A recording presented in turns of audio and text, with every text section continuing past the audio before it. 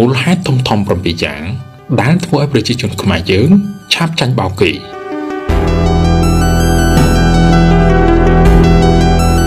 តើអ្នកធ្លាប់ឮទេប្រយោគដែលគេចំណាំនិយាយថានៅទីណាមានមនុស្សឆោតនៅទីនោះតែងតែមានមនុស្សបោកប្រាស់នេះគឺជាការពិតនៅក្នុងសង្គមរបស់យើងជាពិសេសនោះគឺនៅក្នុងពេលបច្ចុប្បន្នដែលការបោកប្រាស់កំពុងតែកើតមានជាហូរហែធ្វើឲ្យប្រជាជនខ្មែរយើងជាច្រើនអ្នកជួបទឹកភ្នែកទឹកសម្បោរនិងខ្លះឈានដល់ថ្នាក់បញ្ចប់ជីវិតទៀតផងនៅក្នុងវីដេអូនេះសូមលើកយកនៅមូលហេតុធំចំនួន7យ៉ាងដែលធ្វើឲ្យប្រជាជនយើងឆាប់ចាញ់បោកគេតើមូលហេតុទាំង7យ៉ាងនោះមានអ្វីខ្លះសូមអញ្ជើញលោកអ្នកទស្សនាជាបន្ត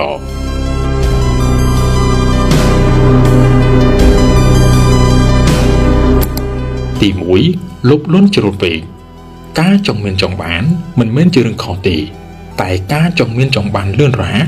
នោះយើងនឹងក្លាយទៅជាគោលដៅនៃការបោកប្រាស់របស់ជនខិលខូចមនុស្សខូចអាចបោកបានងាយចំពោះមនុស្សលុបលន់ព្រោះពួកគេដឹងថាចំណុចខ្សោយរបស់យើងគឺភាពលុបលន់ពួកគេគ្រាន់តែផ្ដល់ទំនុកចិត្តដល់យើងហើយប្រាប់ថាពួកគេដឹងពីវិធីអាចធ្វើឲ្យយើងក្លាយជាអ្នកមានបានលឿននោះច្បាស់ណាស់យើងនឹងដើរចូលទៅក្នុងអន្ទាក់របស់ពួកគេបើយើងមិនលុបលន់ខុសក្បួនច្បាស់ជាមិនងាយចាញ់បោកគេឬក៏មិនចាញ់បោកគេចដាច់ខាតត្រូវចាំថាគ្មានអ្វីបានមកដោយងាយចំណេញដោយស្រួលឬខ្លាចជាអ្នកមានដោយឆាប់រហ័សនោះឡើយ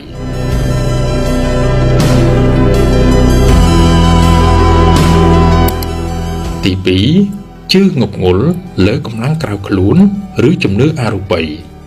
ជំនឿលើកម្លាំងក្រៅខ្លួនមិនមែនសុទ្ធតែអាក្រក់ទេតែកាលណាបើយើងជឿជ្រុលហួសព្រំដែននៃការគិតពិចារណានោះយើងនឹងចាញ់បោកគេជំនឿអរូបីគ្រោះថ្នាក់ណាស់ព្រោះជាអ្វីដែលមើលមិនឃើញគ្មានការធានានិងមានការខាត់បងធំនៅពេលដែលយើងត្រូវគេបោក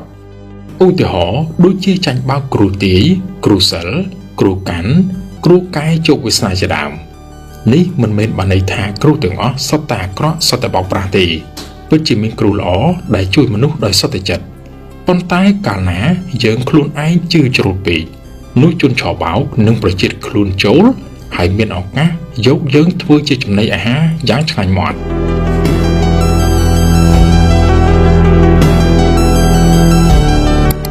ទី3ខ្ជិលគិតមុននឹងធ្វើអ្វីមួយមិនថាធ្វើការងារឬការរកស៊ីយើងកុំទម្លាប់ធ្វើផុយងាយដោយមិនឆ្លងកាត់ការគិតពិចារណាឲ្យបានហ្មត់ចត់ត្រូវគិតដោយលើកយកហេតុផលមកវិភាគតើអ្វីជាចំណុចល្អ